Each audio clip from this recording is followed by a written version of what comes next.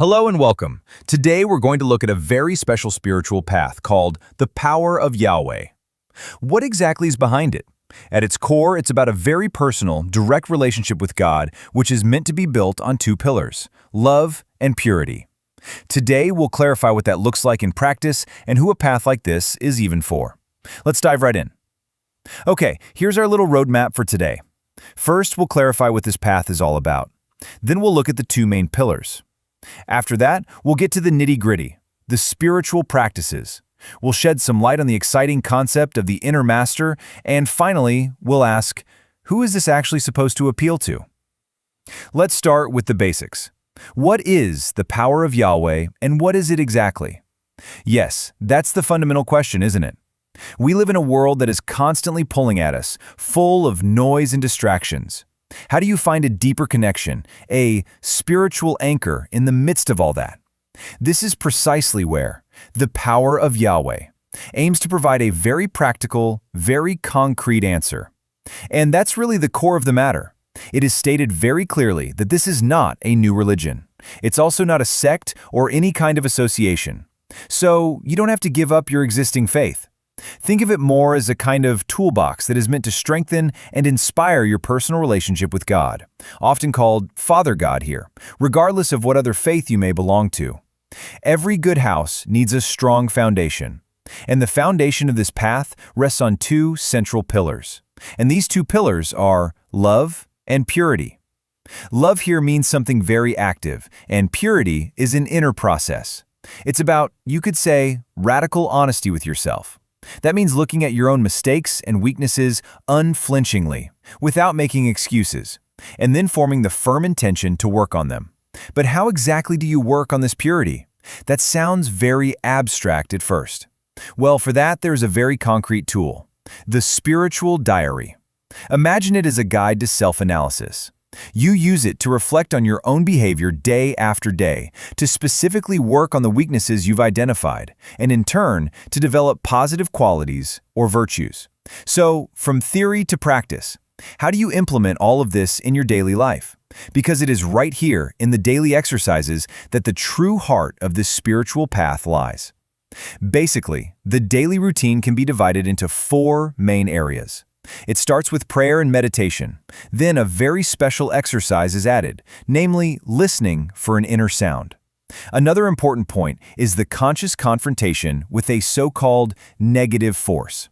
And all of this together culminates in a very conscious spiritual way of life. One truly fascinating concept is this divine sound current. What's behind it? It's a meditation exercise in which you learn to listen inward and perceive a very subtle inner sound. The goal of this exercise is to charge yourself directly with divine energy through this sound in order to advance more quickly on the spiritual path.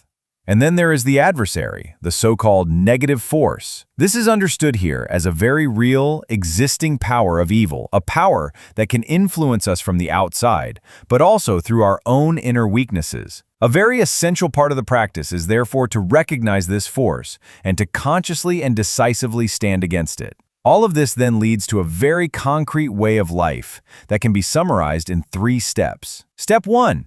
Become a wide-awake conscious person. Go through your life mindfully. Step 2. The renunciation of things that are considered a hindrance to spiritual progress. According to this teaching, these are primarily alcohol, drugs, and also meat and eggs. And step 3, actively place your life in the service of good. And with that, we now come to a concept that can perhaps be seen as a kind of advanced stage on this path: the idea of direct divine guidance that comes from within. The key term for this is spiritual baptism. But be careful, and this is very important. This does not mean an external ritual with water. It is described as a purely inner, spiritual process. It is the moment in which a manifestation of God, the so-called highest self, takes up residence at the seat of the soul, that is, on the forehead in the area of the third eye. And the consequence of this inner event is, of course, immense. From this point on, this inner master becomes a constant direct companion, a helper and guide on the path forward. The goal, then, is to build and nurture a very close, personal, and loving relationship with this divine presence within yourself. Well, and that leaves us with one big question at the end. Who is all of this actually intended for?